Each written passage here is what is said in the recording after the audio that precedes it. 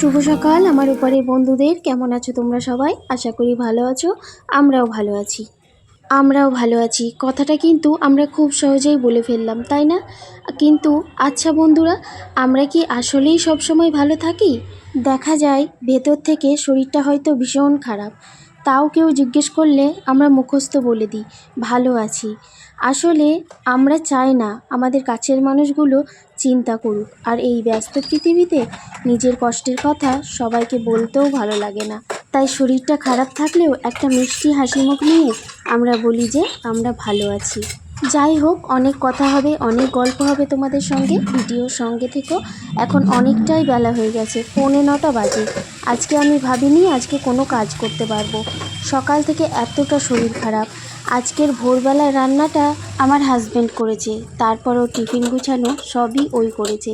ওষুধ খেয়ে চুপচাপ শুয়েছিলাম, এখন একটু বেটার ফিল করছি তাই। আর তোমরাই বলো, যতই শরীর খারাপ থাকুক না কেন, চোখের সামনে কাজ ফেলে রাখতে একদমই ভালো লাগে না। মনে হয় কখন একটু শরীরটা ভালো লাগবে আর আমি সেই কাজগুলো করব। আজকের সকালবেলা সেরকম কিছু রান্না হয়নি। আলু ভাতে ভাত আর ডিমের ঝাল রান্না করে নিয়ে গেছে বরমশাই। আসলে সেরকম সবজিও ছিল না, রান্না বান্না করে বাজার করে এনে দিয়েছে। আমাদের বাজার কাছে, আগে তো জানালা দিয়ে দেখা যেত বাজার, এখন ছাদ থেকে দেখা যায়। এর মধ্যেই আমার শরীরটা পুরোপুরি ফিট হয়ে গেছে। কেন জানো? আজকে আমার পছন্দের ইলিশ মাছ রান্না করব। আমি এতটাই ইলিশ মাছ পছন্দ করি যে মাছগুলোকে যখন ধুই তারপর যে হাতে গন্ধটা লেগে থাকে, এত ভালো লাগে যে কি বলবো। অন্য মাছ ধুলে কি হয়, হাতটা সাবান দিয়ে ধুয়ে দিই, কিন্তু এই মাছটা ধুলে হাত সাবান দিয়ে ধুই না আমি। আর কারা কারা আমার মতো ইলিশ মাছ খেতে পছন্দ করো অবশ্যই জানাবে। আমার মতো ইলিশ পাগল। মাঝে মাঝে এমন রান্নাবান্নাও দিল খুশ করে দেয়। কি বলো তোমরা? বর্ষা আসবে আর বাঙালির রান্নাঘরে ইলিশ মাছের গন্ধ থাকবে না তা তো হতেই পারে না। ইলিশ মাছ মানেই একটা আলাদা আবেগ। আর ইলিশ মাছের যে কোনো রেসিপি বানাও না কেন, স্বাদ কিন্তু দুর্দান্ত হয়।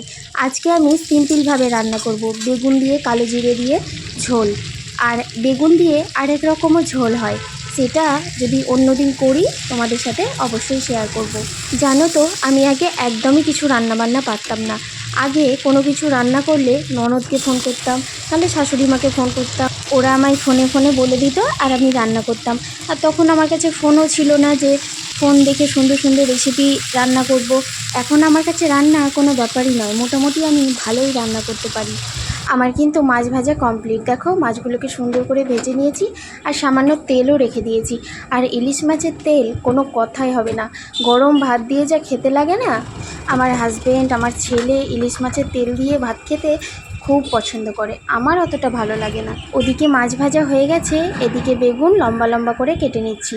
তোমাদের আগেই বললাম কালো জিরে বেগুন দিয়ে সিম্পল রান্না করব। ভাতের মধ্যে আলু সেদ্ধ আছে, ওটাকে মাখাবার জন্য আমি এখানে পেঁয়াজ কেটে নিচ্ছি। পেঁয়াজ, গোটা জিরে, কাঁচা লঙ্কা দিয়ে মাখাবো আলুটাকে। এখন আমি রান্না করব। এখন ঘড়ির কাঁটায় কটা বাজে জানো? 1:30 বেজে গেছে।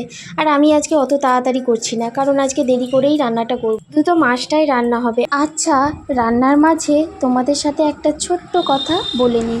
তোমরা যারা অনেক দিন ধরে আমার ভিডিও দেখছো তারা তো জানোই আমাদের এই ছোট্ট পরিবারটার গল্প।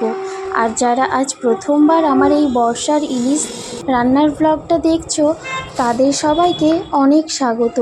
তোমাদের আমাদের এই রান্নাবান্না আর প্রতিদিনের গল্পগুলো কেমন লাগছে সেটা কিন্তু কমেন্ট করে অবশ্যই জানাবে। তোমাদের এক একটা কমেন্ট পড়তে আমার ভীষণ ভালো লাগে। আর হ্যাঁ, গল্পগুলো যদি সত্যিই ভালো লেগে থাকে তাহলে প্লিজ ভিডিওটাতে একটা লাইক করে দিও আর চ্যানেলটা সাবস্ক্রাইব করে আমাদের পাশে এই পরিবারের বন্ধু হয়ে যেও। তোমাদের এতটুকুই সাপোর্ট আমাকে নতুন নতুন ভিডিও বানাতে অনেক উৎসাহ দেয়।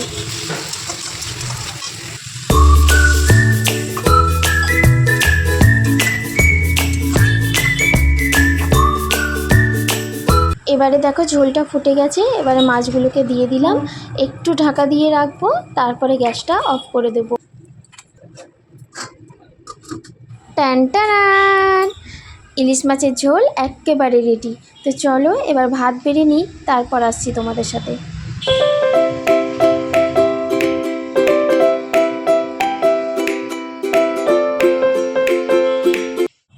ভাত বেড়ে নিয়েছি, চলো এবার ইলিশ মাছের ঝোল দিয়ে ভাত খাওয়া যাক। সিম্পল রান্না কিন্তু অসাধারণ টেস্ট। ভিডিওর সঙ্গে থাকার জন্য তোমাদেরকে অসংখ্য অসংখ্য ধন্যবাদ, মন থেকে অনেক ভালোবাসা রইল। চলো দেখা হচ্ছে নতুন কোনো ভিডিওতে, ততক্ষণে তোমরা ভালো থেকো, সুস্থ থেকো।